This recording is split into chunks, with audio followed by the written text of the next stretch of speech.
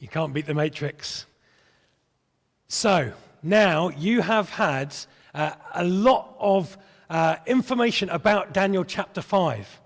You've had an acted out rendition of the whole chapter.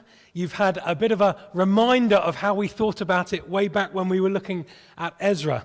And we've reached Daniel chapter 5, and it's all kicked off, hasn't it? Daniel has been a non-stop action book so far, and chapter 5 is no different. Now, this is an all-age service, and we're going to do things slightly differently, because normally I would now give a talk, but I'm not going to. We're going to do a bit of a virtual Bible study that involves all of you at home. Now, I'm going to ask all of you in the church family, wherever you are, whether you're in the lounge or in the kitchen having a coffee, whether you're in bed or even if you're in the bath, I want you to think, if you're on your own, or have a chat to those around you in your family or household about some questions. And if you're able to, as you talk about the questions, if you're able to give any thoughts or answers that you have in the comments in YouTube or in the comments on Facebook. We're streaming on Facebook today as well. So if you've got a phone and you're watching YouTube on the TV, you could always comment on Facebook. Or if you have access to WhatsApp or text or email, and you've already got my contact details, you can send messages via those ways. So I'm going to ask some questions, and then you're going to have first 1 minute and then a couple of minutes to think about those questions if you're on your own, to chat about them in your families, to try and answer them, see how you'd answer them. And then if you'd like to give any feedback, and it'd be great if some people did, then comment on Facebook or YouTube or message me. And remember, there's about a 20-second delay. So the quicker you can send in your answers, the quicker, the more likely it is that we can benefit from them here. So here's the first question. I'm going to give you 1 minute for this question and then 2 minutes for the other questions. As we said, Daniel has been a non-stop action book so far. What can you remember that's happened in Daniel so far? What can you remember that's happened in Daniel so far? The question's going to be on the screen, and you've got 1 minute.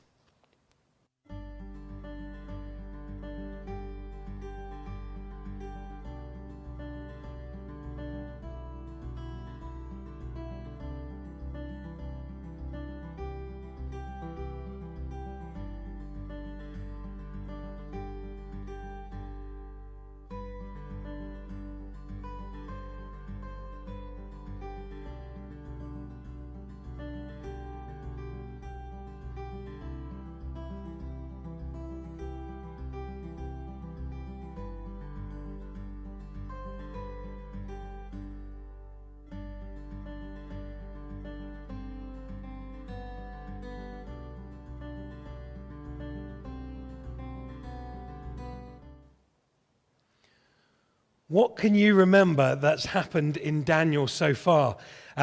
We have had one message in to say the golden statue.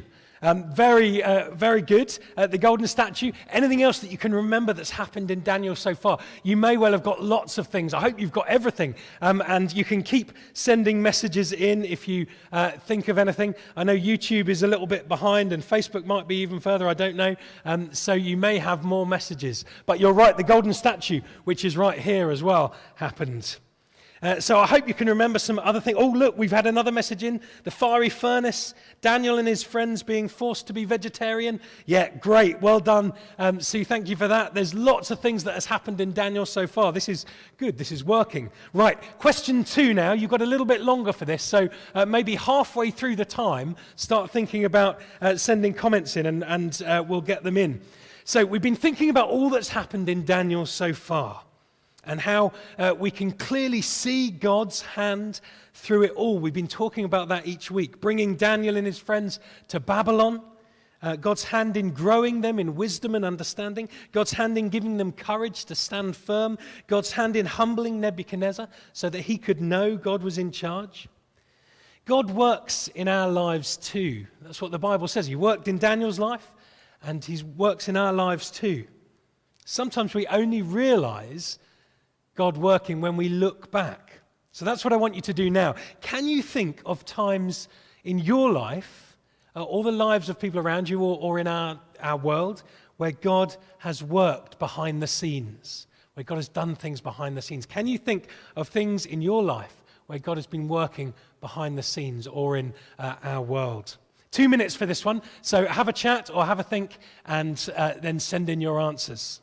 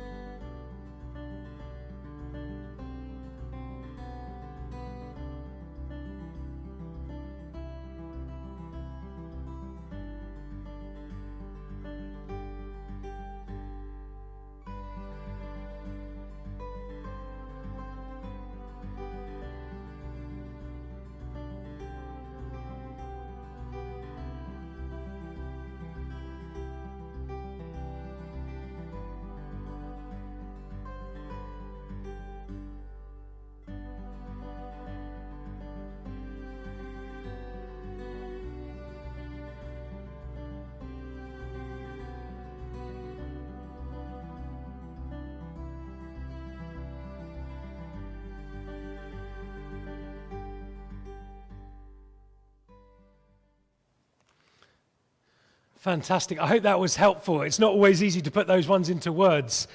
So I hope it was helpful to either think about it or to chat about it together. And I hope you can see ways that God has worked in your life behind the scenes. Like I say, it's so often that we have to look back at how that's happened. We've had a load more messages in about what's happened in Daniel so far. The goblets, the eating grass, the killing everyone and knocking their houses down, the many tekel passing. Thank you very much for sending those in. And I hope you can see how God working in Daniel's life isn't just something that happens in the Bible, but God works in our lives behind the scenes as well. Here comes question 3. And by working through Daniel and his friends, and by working in Nebuchadnezzar's life, I hope you can remember that God showed that he can change our hearts. You know, we would have looked at Nebuchadnezzar and thought, well, he can never be different. Look at all the things he's done. But God changed Nebuchadnezzar from a tyrant to a God-reliant king. He changed his heart. Paul in the Bible is changed from a killer of Christians to someone who risks his life over and over again to preach Jesus. When it comes to Belshazzar, though, what shows that he hasn't learnt from his father Nebuchadnezzar? What shows that he hasn't learnt the lessons that his father Nebuchadnezzar learnt? Have a chat in your families or think about it. What shows that Belshazzar hasn't learned the lessons that King Nebuchadnezzar did? 2 minutes for this one.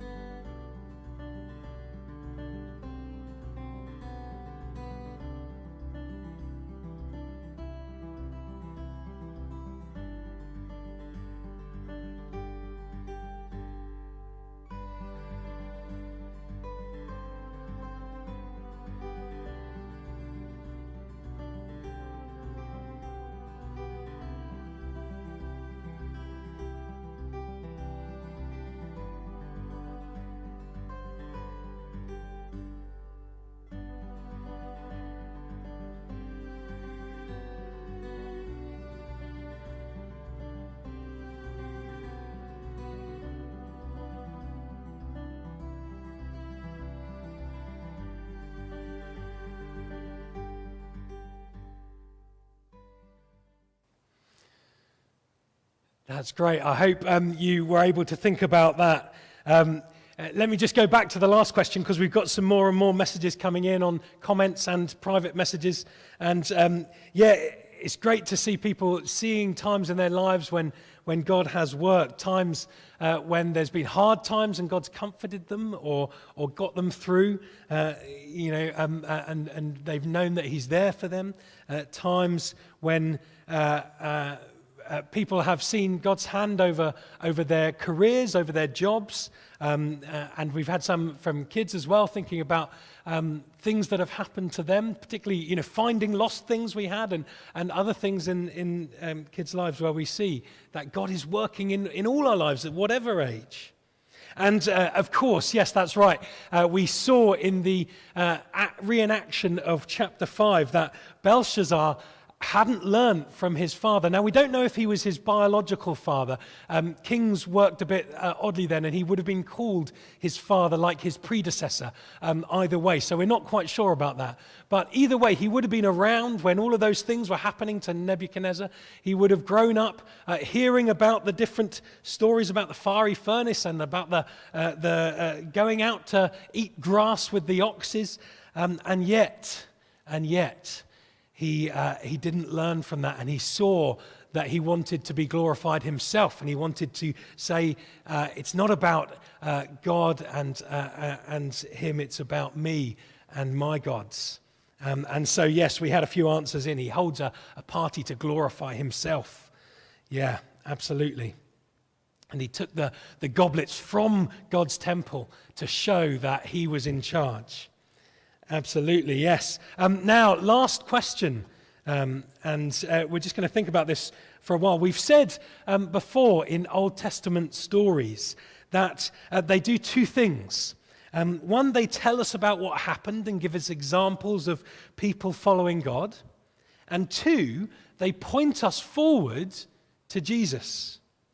Every one of the big Old Testament characters and all the people in their stories, Daniel, David, Esther, Moses, Ruth, Abraham, they all point forwards to Jesus in some way.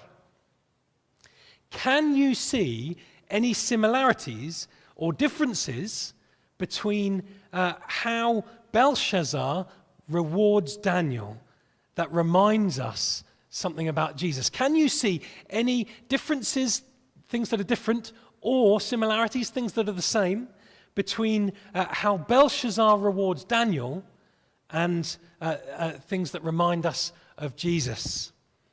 Well, you've got 2 minutes for this one as well, so have a think and have a chat.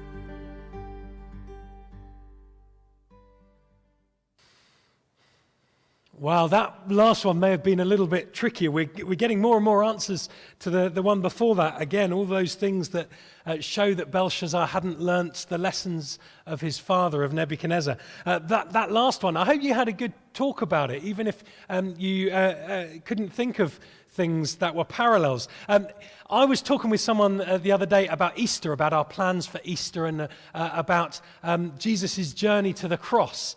And one thing that stood out was that Jesus is given a purple robe. So Daniel was dressed in a purple robe with a gold chain round his neck and raised up to be a ruler, third in command of Babylon, wasn't he? But Jesus came to save us. And when he was arrested and he was tried, he was given a purple robe for a joke, to mock him, to laugh at him for pretending to be a king, if you like. And not a gold chain round his neck, but a crown of thorns on his head. That's right, we've just got a few answers in that I think were posted just before I said that. Clothed in purple, and a cloak was put on him. And he didn't have a gold chain round his neck, but a crown of thorns on his head. And he wasn't raised up to rule in Babylon. He was raised up on a cross to die. And then he rose again 3 days later to reign not over Babylon, but over the world. Not as third in command, but as the great high God. You see, Belshazzar pretended to be the most high king. But God showed him that really he wasn't. But with Jesus, they said he wasn't the most high king. But God showed us that really he was and is. So as we remember all that's happened in Daniel so far and all that it teaches us, as we think about all those questions that we've been talking about, let's be reminded of who our God is and what he did for us. And our kids' choir are going to help us to remember that. Let's sing together.